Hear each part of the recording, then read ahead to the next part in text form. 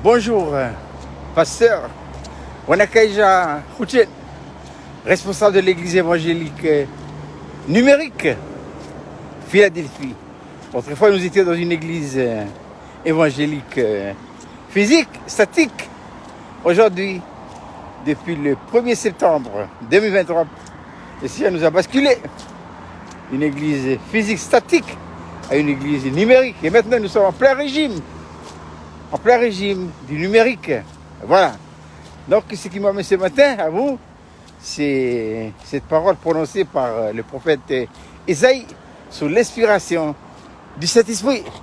Et cette parole se trouve dans Ésaïe 45, verset 3, qui dit ceci: je te donnerai des trésors cachés, des richesses enfouies, afin que tu saches que je suis l'Éternel qui t'appelle par ton nom, le Dieu d'Israël.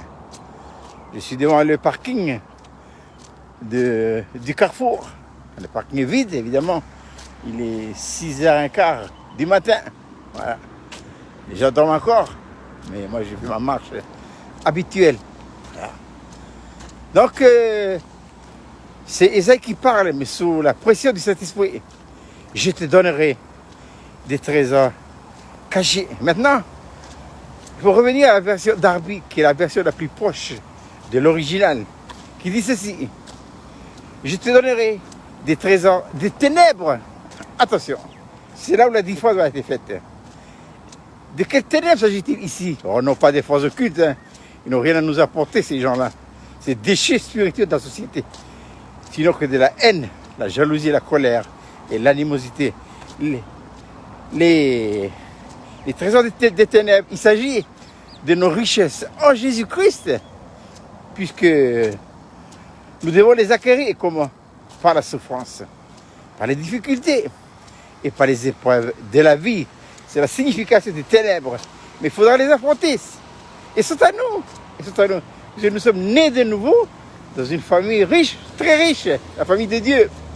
Puisque l'apôtre Paul dira dans sa lettre de Romains chapitre 8, et si nous sommes enfants, nous sommes aussi fils. Voilà, il y a un jeune là qui fait un peu du fou là. J'essaie de le filmer, voilà. Voyez, voilà. Donc, voilà. Des richesses enfouies.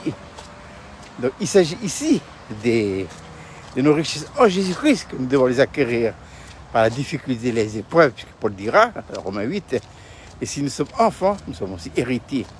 Héritiers de Dieu, co-héritiers de Christ, si toutefois nous souffrons avec lui. Alors, ne trouvez pas étrange dans vos problèmes, dans les difficultés de la vie, mes chers frères et sœurs. C'est la manière de Dieu, ce sont des trésors cachés.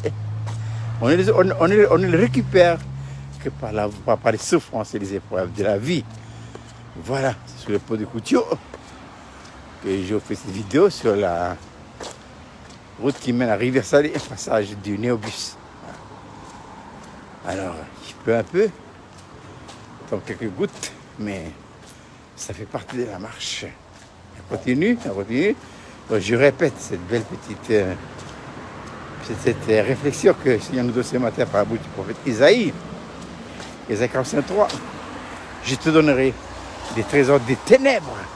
Soulignez bien. Afin que tu saches que je suis l'Éternel qui t'appelle par ton nom, le Dieu d'Israël.